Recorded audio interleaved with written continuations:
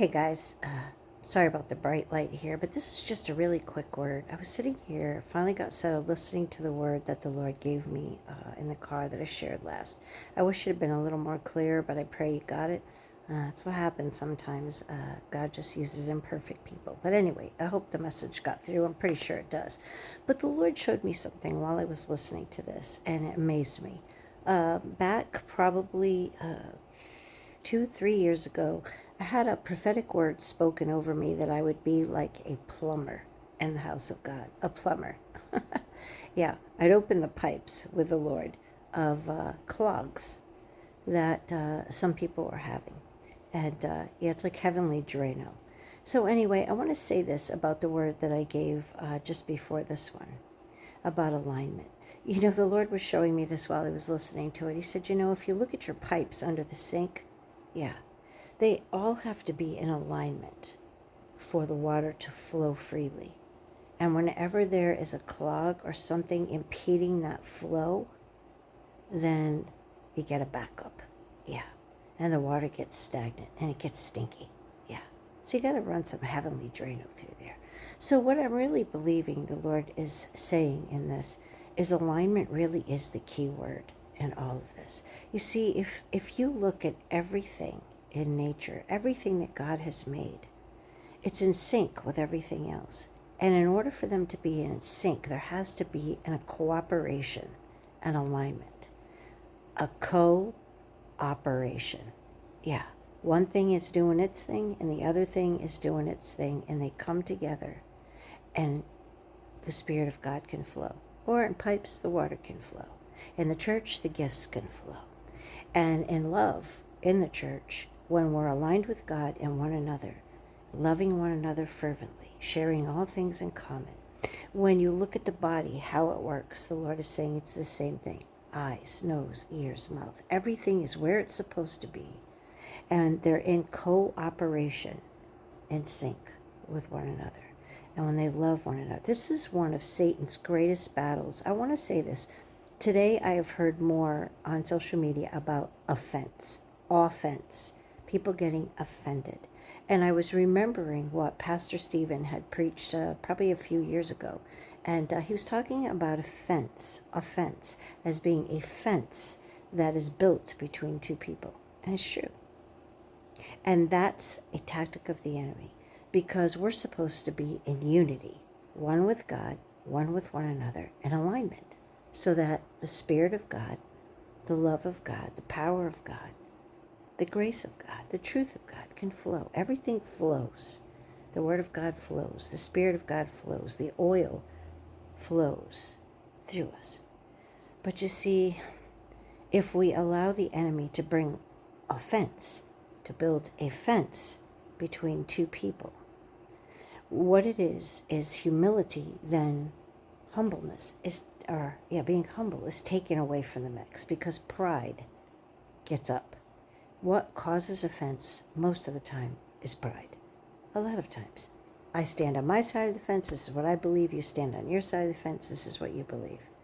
And that's offense. Offended. A fence. So now two people are separated. And the power and the love and everything is stopped. It's impeded.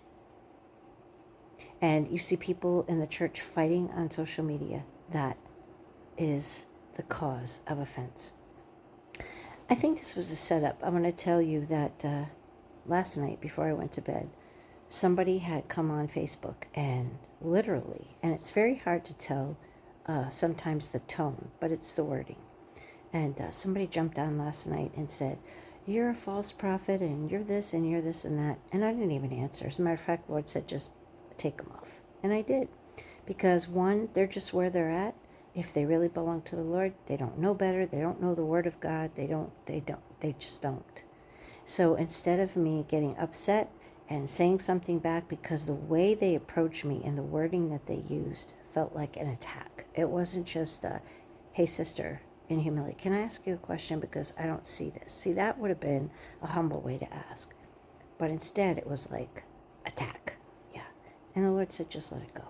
So I just took them off, because I wasn't going to cause offense. I wasn't going to be offended by it because I know they're in a different place if they are the Lord's and they don't understand.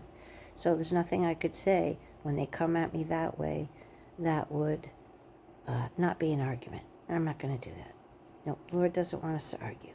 So, but if they had come in low and humble and asked me, I would have had the chance to explain, and then we both have a choice to agree or disagree. But the relationship stays intact, which goes back to what the Lord was saying when we insist on being right. Whenever you and I have a disagreement and I insist on being right, that's pride. And I automatically build a fence between us. And you build a fence if you're pride. So now you got pride on this side of the fence, pride on that side of the fence, and the relationship is fractured. And we're both in the wrong because the relationship should be more important than being right. Yeah. So the Lord is saying that, the best thing to do when people are in disagreement is to, go on the other side of the fence and try to see it from their perspective. Try to understand why they're saying what they're saying, why they see it that way. It's really easy. You just ask questions. And then you begin to see it. Now, it doesn't mean they're right, and it doesn't mean that you might agree with them, but at least you understand. And then you can say, hey, I understand why you might see it that way. I still don't believe that myself, but I respect you, and I see what you're saying. Or you might say, wow, I really never saw it that way before. I think you're right. It's all about humility, and it's all about keeping the unity of the Spirit and the bond of peace. Yeah, peace. We forget that because we're too busy being right. I got to be right. And if we got to be right over the relationship, you're already wrong. You're already wrong. The Lord is bringing this back when the early disciples, some of the people were not wanting to eat the meat that was put before them because it was sacrificed to idols. And, the Lord tells us or shows us in the Word to be sensitive to other people and not to make them trip and fall. But, there are times when we have to say, hey, this is what the Lord has taught me. I know this is right for me because this is what He showed me.